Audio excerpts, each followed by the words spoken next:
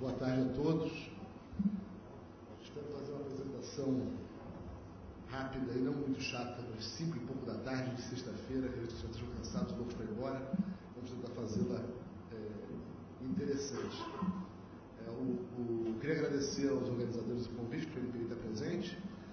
Eu acho que o assunto de inovação aberta é um assunto super mobilizador, no momento em que a gente tem a percepção de que o Brasil, de fato, reúne hoje as condições para ser uma nação inovadora. As empresas brasileiras têm hoje estrutura, capacidade, enfim, a nosso ver, todos os pré-requisitos para se tornarem atores relevantes no cenário global da inovação. É importante que a gente desenvolva uma compreensão a mais ampla possível, a mais completa possível, sobre como se organiza o processo de inovação no mundo. E é disso que se trata quando a gente fala de inovação aberta. A inovação aberta é um fenômeno, e a gente vai comentar um pouco o que a gestão estratégica da propriedade intelectual tem a ver com esse fenômeno. Passar, eu passo aqui? Sim. Passou demais.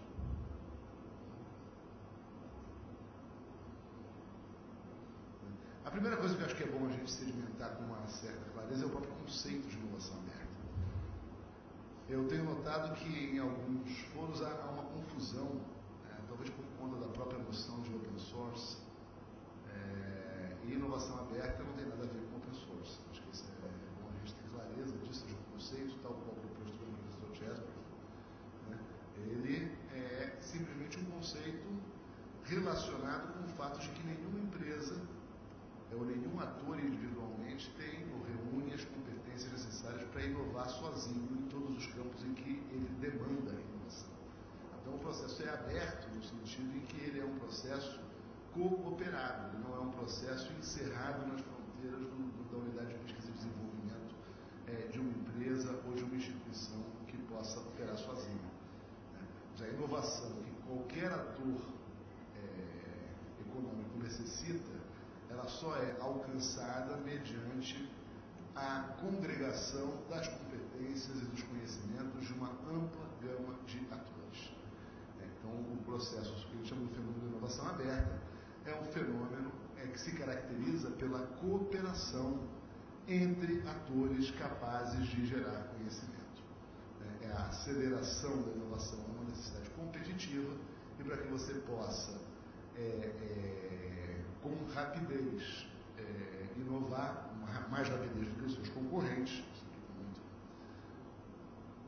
você precisa inevitavelmente acessar o conhecimento que os outros desenvolvem. Então a ideia de acessar o conhecimento desenvolvido por terceiros está na própria essência do conceito de inovação aberta. Agora, acessar o conhecimento desenvolvido por terceiros não é de maneira nenhuma contar com que os terceiros ofereçam de maneira gratuita, livre, despretensiosa, todo o conhecimento de que dispõem. Quando a gente está falando de inovar, a gente não está falando de adquirir competências que já estão maduras, a gente não está falando de adquirir tecnologias que já são de amplo domínio, a gente não está falando de adquirir conhecimentos que estão totalmente codificados em livros, manuais e coisas dessa ordem. Para inovar, a gente tem sim que ter domínio sobre todo o conhecimento que está codificado naquele campo, mas a gente precisa ir além. E a inovação se dá nos terrenos onde ainda não há codificação. Então, o conhecimento tácito do potencial parceiro é algo que você necessita acessar para você poder, de fato, ser partícipe de um condomínio de inovação aberta. Então, para você poder fazer esse tipo de arranjo, é fundamental que você conheça primeiro quem são os potenciais detentores de conhecimentos que podem te ser úteis ou necessários. Em seguida, e acho que esse é um ponto absolutamente fundamental, em se tratando de conhecimentos que não estão em domínio público, esses conhecimentos só vão ser transferidos para você de maneira voluntária. Então é preciso que o outro lado queira ser teu parceiro. Para que o outro lado queira ser teu parceiro, a primeira coisa é se mostrar confiável. Então o respeito à propriedade intelectual de terceiros é absolutamente fundamental se você pretende ser um ator num sistema cooperativo de inovação aberta. E, finalmente, tem que ser atrativo. Ou seja, você apenas ser alguém confiável não basta. Você tem que ser, dentre as pessoas que são confiáveis, alguém que desperte o interesse daquele com quem você deseja cooperar. Então, a atratividade que você desperta no outro também é muito importante. O mercado de conhecimento é um mercado complexo, aonde se combinam como moedas o pagamento dos retornos financeiros em si e o próprio conhecimento que você reciprocamente pode oferecer para aquele com quem você deseja fazer parcerias. Então você é tão mais atrativo quanto mais dinâmico você é na geração de conhecimento próprio. Para saber sobre fontes de conhecimento e potenciais parceiros, a primeira pergunta que qualquer um tem que se fazer diz respeito à natureza dos conhecimentos que a gente, porventura, possa vir a ter interesse. É muito mais difícil, provavelmente, responder a primeira pergunta do que a segunda. A segunda pergunta, essencialmente em virtude do sistema de patentes, ela é muito bem codificada. Ou seja, se uma prospecção bem feita sobre um banco de patentes consegue descobrir quem está trabalhando em qualquer assunto nesse mundo. Agora, a pergunta sobre quais são os assuntos que podem vir a ser importantes no meu negócio, essa é uma pergunta que requer um esforço mais aprimorado de prospecção tecnológica. Ali eu coloquei aquele Observatório de Tecnologias de Defesa e Tecnologias Duais, assim, eu vi até menção à presidente do Ministério da Defesa que esteve aqui mais cedo.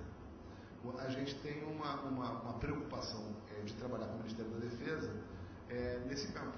Assim, a gente tem que montar um observatório, uma estrutura que permita a identificação de tecnologias que podem ser importantes para o aperfeiçoamento tecnológico das indústrias de defesa.